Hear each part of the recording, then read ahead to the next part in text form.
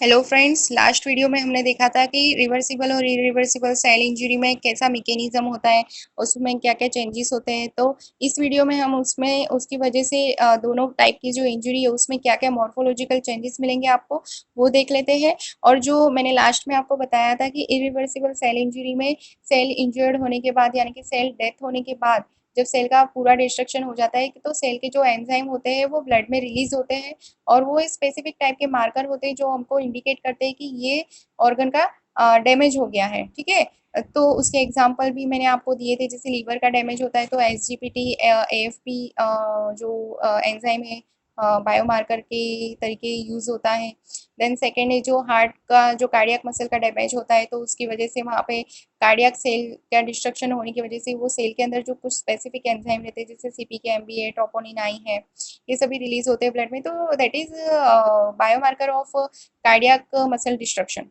ठीक है, तो ये था बात इरिवर्सिबल सेल इंजरी तक। अब इस वीडियो में हम देख लेते हैं कि सेल्यूलर क्या क्या चेंजेस होते हैं। और इरिवर्सिबल सेल इंजरी के बाद सेल की डेथ हो गई है ना, इंजरी की वजह से सेल की डेथ होती है तो सेल डेथ की भी हम थोड़ी यहाँ पर डिस्कशन कर लेंगे। तो पहले देख लेते हैं क्या क्या मॉर्फोलॉजिकल चेंजेस होते हैं दोनों टाइप की इंजरी में। तो सबसे पहले होता है सेल्यूलर स्वेलिंग में, जो मैंने आपको बताया था कि सोडियम पोटेशियम पंप बंद होने की वजह से दो टाइप के चेंजेस होते हैं। सेल्यूलर का स्वेलिंग होगा और अगर पूरा सेल फूल रहा है तो उसके अंदर का जो एंडोप्लाज्मिक रेटिकुलम वगैरह है उसके अंदर भी स्वेलिंग होगा। ठीक है, तो cellular swelling and blip formation. Blip का मतलब कुछ नहीं होता है, ये जो ऐसा फिंगर लाइक प्रोजेक्शन हो जाता है सेल में पानी भरने की वजह से, उसको हम ब्लिप बोलते हैं। और ये पूरा सेल आपको फुला, देखो नॉर्मल सेल है इस तरह से लाइक राउंड था और वो कन्वर्ट हो जाता है इस तरह से अलग अलग ब्लिप वाला बड़ा हो जाता है। ठीक है, then second one is endoplasmic reticulum swelling and ribosome detachment. देखो सेल पहले नॉर्मल कंडीशन में इस तरह से था, जब उसमें पानी भर जाता है तो वो उसके अंदर जो ये है एंडोप्लाज्मिक रेटिकुलम, तो ये भी बड़ा हो जाता है और इसके साथ अटैच होता है राइबोसोम। ठीक है, तो ये बड़ा होने की वजह से ये राइबोसोम इससे डिटेच हो जाता है और राइबोसोम का जो नॉर्मल फंक्शन होता है प्रोटीन सिंथेसिस का वो नहीं हो पाता। ठीक है, फिर तीसरा ये था सोडियम पोटेशियम पंप की हैम्पर होने की वजह से। अगर मैं आगे बात करूँ कि जो कैल्शियम पंप है उसका अगर हैम्पर होता है तो कैल्शियम पंप बंद होने की वजह से क्या होता है, कैल्शियम बढ़ता है और कैल्शियम जहाँ पे भी बढ़ेगा वो फोस्फोलाइपेज को रिलीज करता है। फोस्फोलाइपेज जहाँ पे भी एंजाइम बढ़ेगा वो डिस्ट्रक्शन करेगा, कैटाबोलिज्म करेगा। और फोस्फोलाइपेज जो होता है वो सेल मेम्ब्रेन का डाइजेशन शुरू कर देता है। इसकी वजह से सेल मेम्ब्रेन के अंदर से लिपिड रिलीज होते हैं और लिपिड और ये कैल्शियम दोनों मिलके माइलिन फिगर, ये माइलिन फिगर है देखो इस तरह का स्ट्रक्चर प्रोड्यूस करते हैं, इसको माइलिन फिगर बोलते हैं। तो ये बढ़ता जाता है, ये कैल्शियम पंप की वजह से हुआ। देन माइटोस्मो उसके बाद डीएनए का क्लम्पिंग भी, डीएनए का डैमेज स्टार्ट हो जाएगा। मैंने आपको अलग अलग वहाँ पे टर्मिनोलॉजी बताई थी कि जैसे कि पिक्नोसिस डीएनए का कंडेंसेशन होता है, फिर उसका कैरियोडेक्सिस यानी कि उसका फ्रेगमेंटेशन होता है, लास्ट में लाइसिस हो जाता है। ठीक है, और माइटोस्मॉल एमोर्फस और डीएनए इस तरह से यहाँ पे डेंस हो जाता है तो इसको बोलते हैं माइटोस्मॉल एमोर्फस डेंसिटी। माइटोकॉन्ड्रियम के अंदर डीएनए इस तरह से क्लम्पिंग हो जाता है, उसकी डेंसिटी बढ़ जाती है। ठीक है, ये बात था इरिवर्सिबल में, आपको वो अलग अलग टाइप बता देने, पिक्नोसिस, कैरियोडेक्सिस एंड कैरियोलाइसिस। ठीक है, बस इतना ही आपको मॉर्फोलॉजिकल चेंजेस में बताना है। और जो इरिवर्सिबल में एक बात ये रहेगी कि जो माइलिन फिगर है वो ज़्यादा से ज़्यादा बनेंगे क्योंकि ज़्यादा से ज़्यादा एंजाइम रिलीज हो रहा है, ज़्यादा डिस्ट्रक्शन हो रहा है और कुछ वहाँ पे वो है नहीं। जो भी चेंजेस होंगे वो ज़्यादा मात्रा में होंगे, वो आपको वहाँ पे मेंशन करना है। ठीक है, तो ये बात थी मॉर्फोलॉजिकल चेंजेस जो रिवर्सिबल और इरिवर्सिबल सेल इंजरी में होते हैं, उसकी बात थी। अगर मैं अब बात करूँ कि इरिवर्सिबल सेल इंजरी के बाद सेल की डेथ हो जाती है, ठीक है, तो उसके बाद क्या होता है वो हम आगे देखते हैं। तो देखो एक बात आप याद रख लो कि जो सेल की डेथ होती है वो दो टाइप से होती है। एक तो एपोप्टोसिस बोलते हैं और दूसरा सेल की जो डेथ होती है वो नेक्रोसिस होती है। दोनों ही सेल की डेथ है। ठीक है, डिफरेंस क्या है वो मैं आपको बताती हूँ कि अगर आपको सेल डेथ ऐसे शॉर्ट नोट पूछते हैं तो आपको पता होनी चाहिए कि सेल डेथ ऐसा नहीं है कि इंजरी की वजह से होती है, फिजियोलॉजिकल डेथ भी होती है। जैसे कि हम इंसान की भी फिजियोलॉजिकल डेथ होती है कि एक समय आने के बाद हमारी डेथ हो जाती है। और अगर कोई इंसान की डेथ कोई पैथोलॉजिकल कंडीशन के चलते हो या कोई एक्सीडेंटल हो तो वो पैथोलॉजिकल है। ठीक है, लेकिन पहले से प्लान्ड हो कोई बिना कोई रीजन के अगर कोई इंसान मर जाता है तो वो उसकी फिजियोलॉजिकल डेथ होती है। लेकिन कोई कारण से अगर वो मर जाता है तो उसको पैथोलॉजिकल होता है। इसी तरह से सेल में होता है कि अगर सेल बिना कोई रीजन के मरता है, उसका टाइम आ जाता है उसके बाद वो मरता है तो उसको एपोप्टोसिस बोलते हैं, सुसाइड बोलते हैं, सेल का सुसाइड। और नेक्रोसिस का मतलब होता है मर्डर।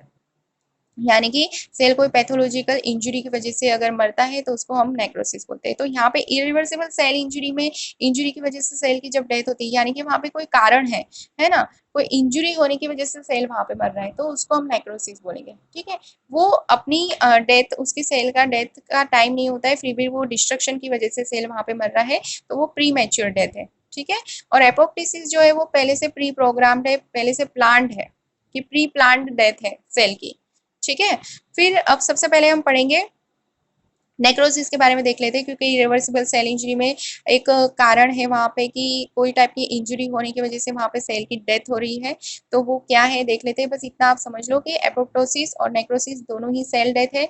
एपोप्टोसिस यानी कि फिजियोलॉजिकल है, वो प्री प्लान है, और वो कुछ नहीं है, हर एक सेल का अपना एक लाइफ स्पान होता है, जैसे कि आरबीसी का 120 दिन का लाइफ स्पान होता है, उसके बाद वो डिस्ट्रक्ट होना ही है, तो वो नॉर्मल डेथ है, उसको हम एपोप्टोसिस बोलेंगे।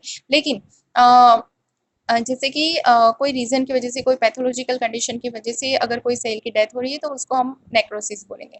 ठीक है, दोनों में बेसिक डिफरेंस है कि इन्फ्लामेशन का बेसिक डिफरेंस है कि जो नेक्रोसिस है वो it is followed by inflammation, मतलब सेल डेथ के बाद वहाँ पे इन्फ्लामेटरी चेंजेस आपको मिलेंगे, जबकि एपोप्टोसिस में आपको ऐसा नहीं मिलेगा, क्योंकि वो फिजियोलॉजिकल है, वहाँ पे कोई इन्फ्लामेटरी चेंजेस या सिम्टम्स आपको नहीं मिलेंगे। ठीक है, तो पढ़ते हैं नेक्रोसिस के बारे में। तो it is premature death of group of cell. हाँ, एपोप्टोसिस जो होता है वो कोई एक सेल की डेथ होती है, जबकि नेक्रोसिस जो होता है वो बहुत सारे ग्रुप ऑफ सेल की होती है। ठीक है, तो उसकी डेफिनेशन इस तरह से ही है कि it is the death of the group of cell of tissue followed by inflammation, वहाँ पे इन्फ्लामेशन होता है। ठीक है, इन्फ्लामेटरी चेंजेस सीन पैसिव होती है, वो कोई एक्सटर्नल इंजुरी की वजह से होती है, एक्सटर्नल फैक्टर्स की वजह से होती है। प्री मैच्योर डेथ है, यानी कि उसका टाइम नहीं होता है फिर भी सेल मर जाते हैं। पैथोलॉजिकल कंडीशन है, and death of group of cell की डेथ होती है। ठीक है, अब नेक्रोसिस के अलग अलग टाइप्स है। अब देखो, ये अलग अलग जो टाइप है नेक्रोसिस के, वो डिपेंड करते हैं कि सेल, मान लो कि कोई सेल डिस्ट्रक्ट हो गया है, वो मर गया है, डेथ हो गई है, तो उसको हम ग्रोसली या उसको मोर्फोलॉजिकली देखते हैं, जब ग्रोसली देखो या माइक्रोस्कोप में देखो। ठीक है, सेल डेथ के बाद इसके जो टाइप के बारे में बता रही हूँ मैं आपको, कि जब सेल डेथ हो जाती है तो उसके बाद उसको हम ग्रोसली या माइक्रोस्कोप में देखते हैं, तो उसके बाद उसके अपीयरेंस पे से उसके अलग अलग टाइप होते हैं।